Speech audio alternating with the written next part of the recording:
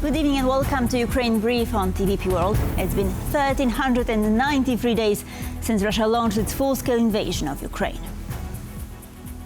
A new start of European leaders as they deliberate on what post-war security guarantees for Ukraine could look like.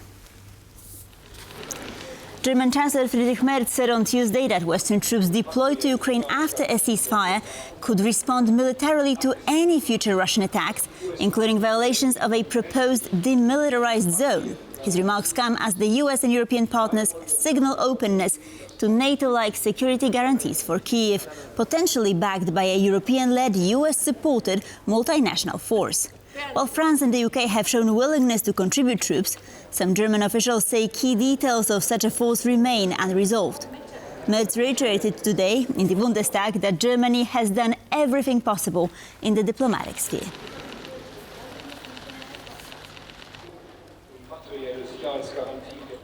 High-level diplomatic efforts aimed at ending Russia's war in Ukraine are drawing sharp criticism from Russian media, with some outlets going as far as to describe the peace talks as an escalation of the conflict.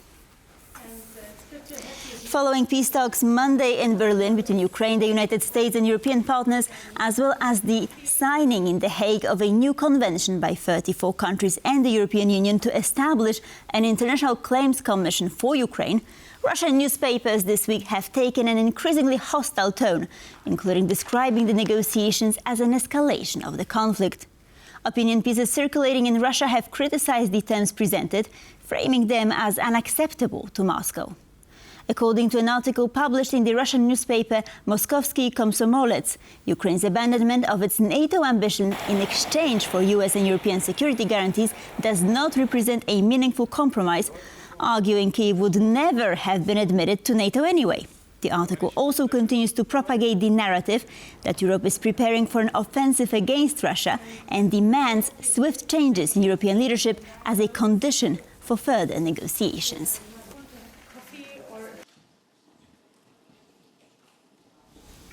That narrative was echoed at the highest levels of the Kremlin, with Vladimir Putin suggesting that meaningful negotiations would only be possible under different European leadership.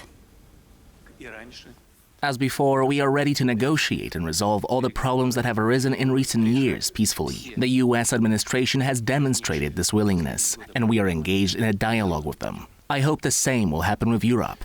It's unlikely that this will be possible with the current political elites. But in any case, it will be inevitable as we grow stronger. If not with the current politicians, then with a change in Europe's political elites. In his nightly address today, Ukrainian President Volodymyr Zelenskyy warned ahead of tomorrow's EU Council meeting that Moscow is preparing for 2026 as a year of war. He urged international partners to take the threat seriously.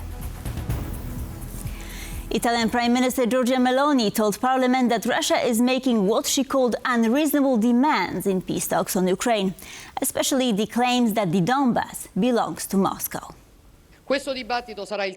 This is demonstrated by the relentless bombardments of Ukrainian cities and infrastructure, as well as its defenseless population. It's confirmed by the unreasonable demands that Moscow's conveyed to its interlocutors, the main one concerning the portion of the Donbas not yet conquered by the Russians.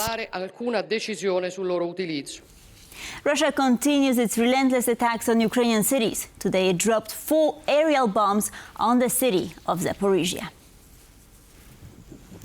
Today, around midday, Russia carried out strikes on Zaporizhzhia, hitting residential areas and civilian infrastructure. At least 21 people, including 1 child, were wounded. The attacks damaged apartment blocks, private houses, infrastructure, and civilian vehicles. According to the National Police of Ukraine, a total of 4 guided aerial bombs were dropped on the city and its surrounding districts.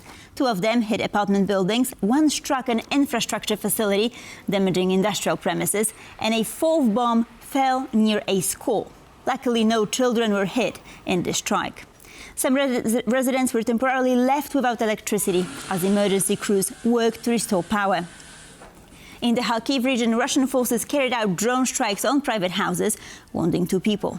In a separate attack in the town of Drushkivka in the Donetsk region, they specifically targeted an emergency responders vehicle with an FPV drone, wounding 1 of them and damaging a fire engine.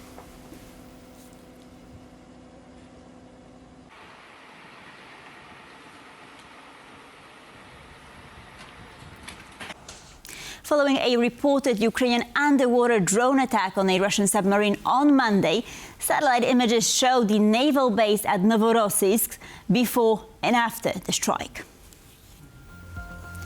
Ukraine says it used subsea baby underwater drones to hit a docked Russian submarine. The submarine is a sophisticated vessel capable of carrying multiple caliber cruise missiles.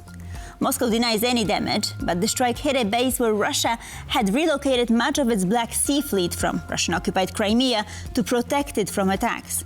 Satellite imagery from December 11th, days before the attack, shows 3 submarines docked inside a quay surrounded by warships. Images from December 16th show only 1 submarine near a damaged section of the quay.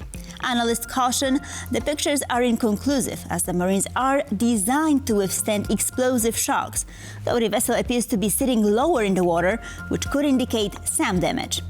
Russia released its own footage from another angle, which shows no visible damage and does not include a view of the stern.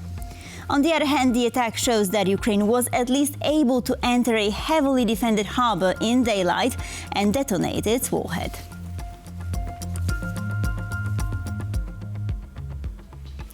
And with this, we conclude Ukraine Brief. Thank you for watching, and please stay tuned for more here on TVP World.